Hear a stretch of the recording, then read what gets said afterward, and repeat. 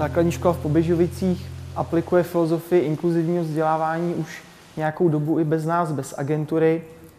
My s nimi budeme spolupracovat a chceme, aby dobré zkušenosti z této školy se předávaly i dál do jiných škol. Ono v podstatě to inkluzivní pojetí je systém, který, jak jsem říkal, považujeme za normální, za běžný, který nechce někoho vylučovat, který chce každému dát šanci. Tím, že bychom některé děti segregovali do nějaké jiné školy, kde by měl jenom, řeknu, omezené hranice, tak on potom z té školy vyjde a zjistí, že ty hranice světa a života jsou mnohem širší a on se v tom nebude umět přeci orientovat.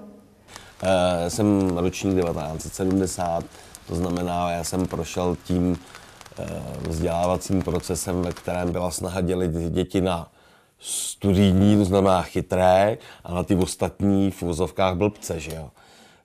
Tak to bylo. A jsem bytostně přesvědčený, že to je špatně. Právě v téhle třídě je klučina, jmenuje se David a má diagnostikované poruchy autistického spektra a má vlastně druhým školním rokem u sebe asistentku pedagoga. Česká republika je rozdělena na 3 části. Čechy, Morava a Slezsko.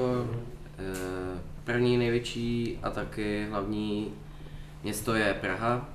Druhý největší je Brno a třetí Ostrava. Jako speciální pedagog mám na starosti žáky, děti, které mají nějakou potřebu. Potřebují něco navíc, něco jinak, něco uspůsobit. Jsou to jednak děti s poruchami učení, jsou to zároveň děti, které stojí na druhé straně, to děti nadané. Zároveň do téhle kategorie patří děti, které můžeme zařadit do kategorie z žáků ze sociálně znevýhodněného prostředí. Tahle ta škola v podstatě vychovává děti k tomu, aby spolu dokázali žít pospolitě, aby se dokázali navzájem obohacovat, aby dokázali navzájem chápat své problémy. To znamená, ta škola představuje život takový, jaký je. A nedalo by se říct, že je to pro bohaté, chytré dítě bílé, že je to přítěž chodit do takovéhle školy? No, on se tím přece také něco učí. A nestěžují si třeba rodiče? Nemáte nějaký negativní reakce? Já jsem se s tím zatím nesetkala. Jak vysvětlit rodičům, aby děti navštěvovali takovýto typ školy? Myslím si, že úplně nejdůležitější je dostat vlastně do té školy, aby se podívali, jak to vlastně všechno funguje. Kolik čtverečků se ho zeptej, kde začíná komín? Daník je opravdu příkladem toho, že asistent má obrovský význam pro děti ve třídě. A není to jenom, že by asistent byl jenom pro něj v té třídě, ale přijde vám dítě po 14 dnech, po 3 týdnech do školy po nemoci. Je samozřejmě ztraceno v té veškeré látce. Ten asistent je mu k dispozici, pomůže mu, takzvaně jakoby ho jenom lehce nakopne. Učitel, když mluví ke 30 žákům, nemůže zvládnout obsáhnout každého žáka v hodině, několikrát ho oslovit. Když to ten asistent má šanci, jde, přejde, dotkne se, jo, vidíš, máš to dobře. Třídní učitel, další vyučující, rodina žáka, školní psycholog, všichni neustále mezi sebou komunikují a spolupracují. Vlastně s těmi dětmi se intenzivně pracuje v podstatě už tady v Poběžovicích od předškolního věku.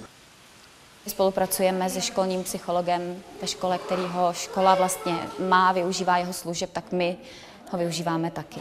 A potom je to v podstatě usnadněný nástup těch dětí, protože školní psycholog už má zmapované děti ve školce, takže oni už při nástupu, při zápisu do první třídy ví, jak ty dětičky prospívají ve školce. Já se snažím většinou být u zápisu do prvních tříd, abych dokázala těm učitelkám říct, jak ty děti na tom jsou a jakou péči potřebují.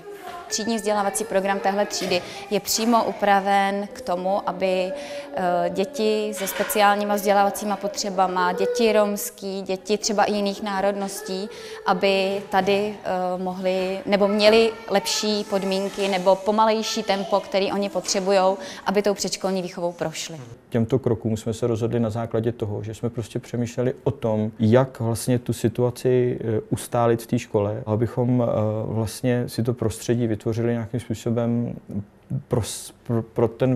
pro tu komunitu tady školní. Pan ředitel pochází tady z regionu, přesto dlouhou dobu působil v Chotěšově, kde řešil obrovské problémy na škole, kde kde byly prostě obrovské problémy, ať už prostě s drogama, věcma a tak dále.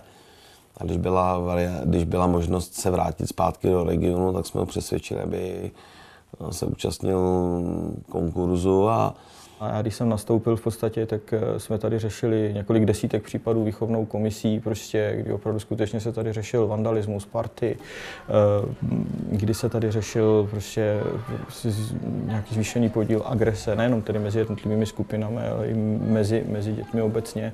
Opravdu, když dneska je jedna výchovná komise, tak je to prostě zcela nějaká mimořádná událost, klukovina ve většině případů, kdy prostě jsme schopni si s tím poradit a nemusíme prostě ty děti odesílat do žádných speciálních ústavů. Já si myslím, že tohleto pojetí vzdělávání v podstatě, tak jak to chápu a jak se to snažíme všichni dělat, tak věřím tomu, že prostě jednou snížíme fronty na úřadech práce, jednou snížíme fronty před věznicemi a že prostě ten region bude takový, jaký si ho přejeme mít.